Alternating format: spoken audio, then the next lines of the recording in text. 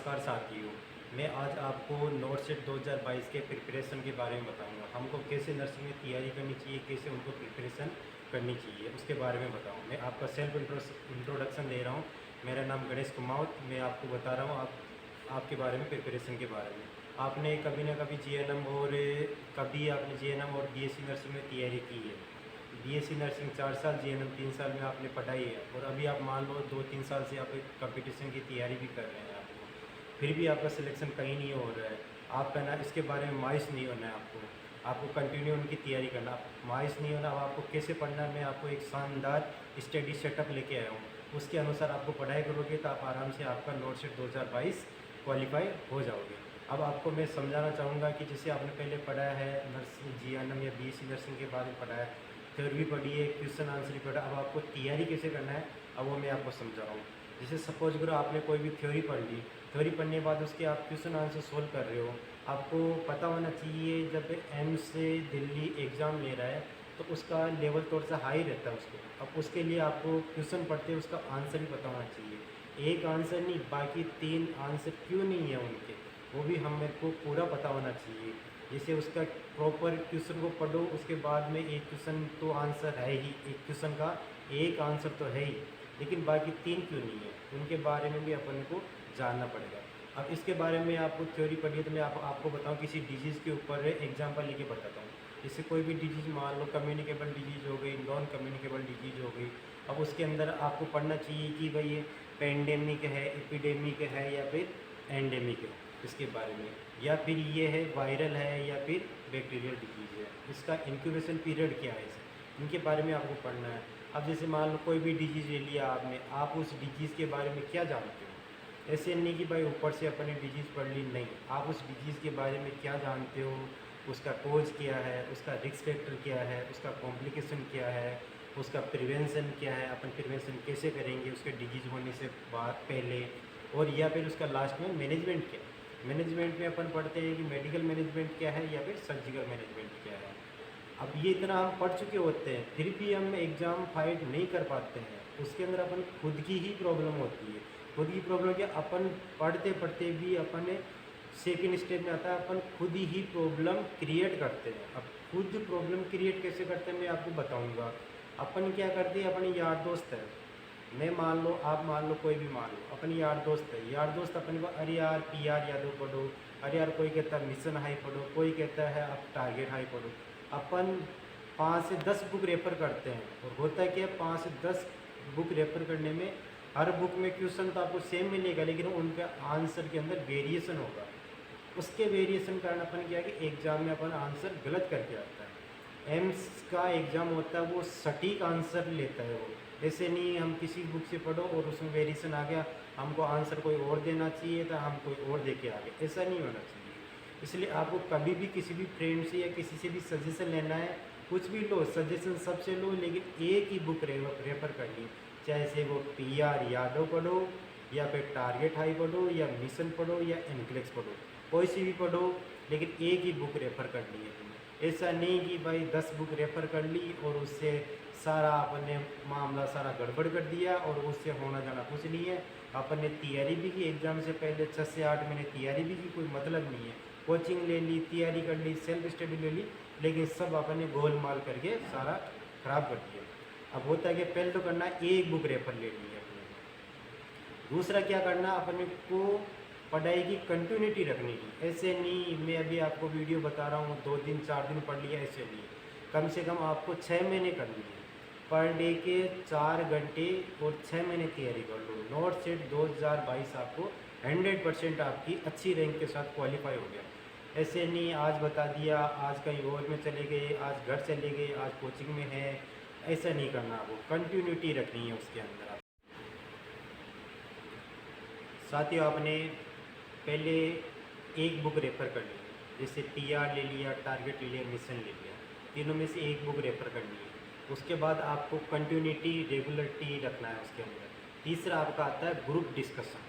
Group discussion में जैसे मान लो आपका फ्रेंड है, आपसे 10 क्वेश्चन पूछ रहा है, 10 क्वेश्चन पूछने के आपको 6 क्वेश्चन का आंसर पता है, 4 का नहीं आ रहा है, क्योंकि 4 क्वेश्चन वो ऐसे पूछेगा जो उसको नहीं आते हैं, आपके फ्रेंड को नहीं आते हैं। इसलिए अब आपको ये मत सोच रहा मैंने इतनी पढ़ाई की मेरे को 6 का आंसर आ गए 4 के नहीं आए, मतलब आपको 60% आ रहे हैं, आपको 4 के आंसर नहीं आ रहे। उन 4 का आंसर क्यों नहीं आ रहा है, तो वो आपको फ्रेंड आपको पूछेगा तो आपके माइंड में वो फिक्स हो जाएगा। इसलिए सबसे बढ़िया रहता है ग्रुप डिस्कशन। जितना आप ग्रुप डिस्कशन करके पढ़ोगे उतना ही सबसे बढ़िया रहेगा। अब आप कहते हो कि हमने ग्रुप डिस्कशन पढ़ते, अब आता है बुक के ऊपर। अब आपने कम्पिटेटिव बुक ले ली, कोई सी भी ले लिया आपने, अब उसको रीडिंग कैसे करें। रीडिंग पहले भी कर रहे थे, अभी आप कर रहे हो, लेकिन फिर भी आपका एग्जाम में सिलेक्शन नहीं हो रहा, या पे 2-4 नंबर से रह जाते हो, या 2-4 परसेंटेज से रह जाते हो, या परसेंटाइज से रह जाते हो, फिर भी आपका नंबर नहीं आ रहा। अब आपको बुक लेके उसको पढ़ना कैसे, सबसे मेन बात होती है। जैसे सपोज करो आपने टारगेट ले ली, टारगेट में 9 से 10,000 क्वेश्चन होते हैं।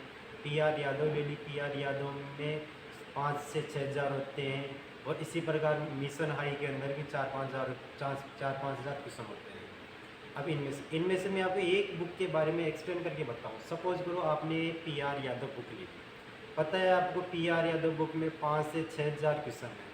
अब 5 से 6,000 बुक को लेने से आपको उसमें पढ़ाई कैसे करनी है, उसको आपको 4 बार रीडिंग मारनी है, 4 टाइम्स रीडिंग मारनी है, पर डे 2 आवर्स लेने हैं। ज़्यादा नहीं बता रहा हूँ, 24 घंटे में आपको मैं 4 घंटे पर डे बता रहा हूँ, 4 घंटे पूरा डिवाइड करके बताऊँगा 4 घंटे आपको पढ़ना कैसे। अब 4 घंटे में 2 घंटे बता रहा हूँ मैं पर डे के क्वेश्चन आंसर सोल्व करने के लिए। सपोज करो आपने PR यादव बुक ले ली, PR यादव में 5 से 6,000 क्वेश्चन है, और आपको पर डे 200 से 250 क्वेश्चन पर डे लेने हैं। आप 300, 400, 500 मत लो, कोई ज़रूरी नहीं है। हमारा नोट सेट 2022 सितंबर अक्टूबर के आसपास एग्ज़ाम होगा, अभी चल रही है जनवरी लास्ट। आप फरवरी से काउंट करो, 1 फरवरी से काउंट करो, फिर भी आपके पास 7 से 8 महीने पड़े हैं।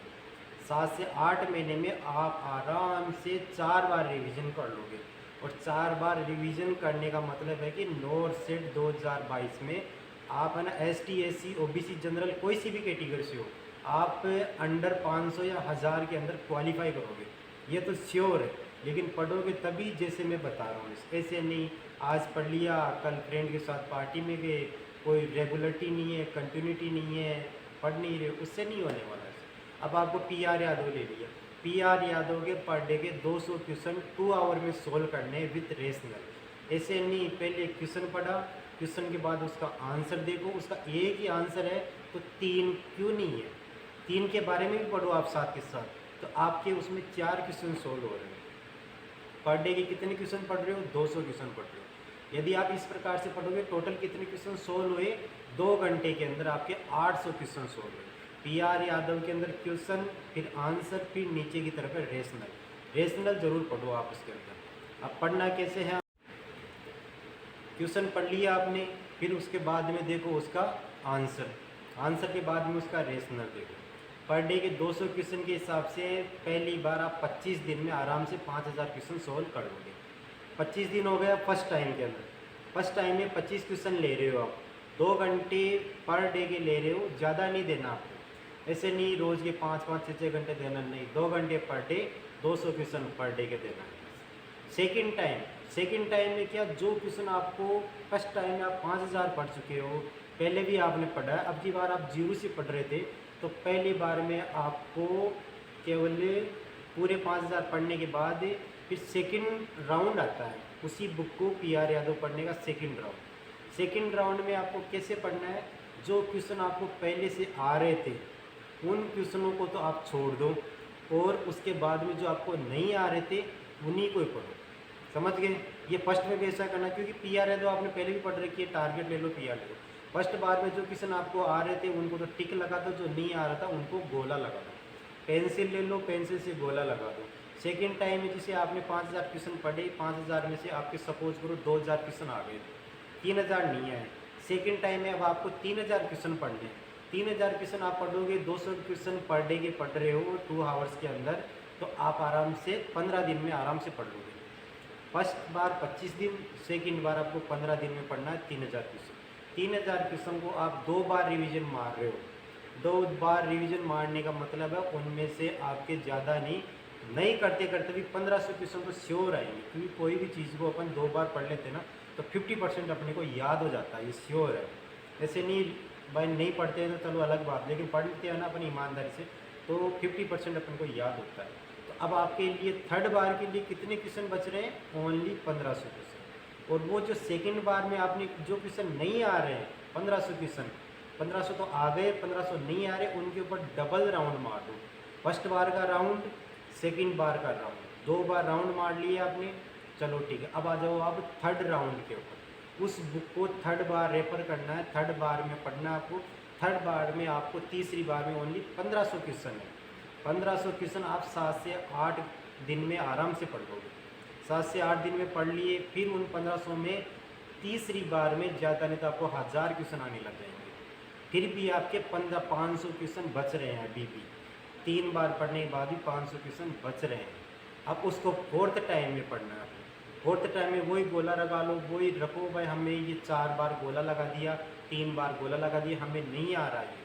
तो फोर्थ टाइम में आप उसको पढ़ोगे, चौथी बार पढ़ोगे तो उसमें हो सकता है पूरे 500 से 500 किसी को नहीं आए, क्योंकि 100% सिलेबस कवर किसी से भी नहीं होता है, कितना भी हो चाहे से हो।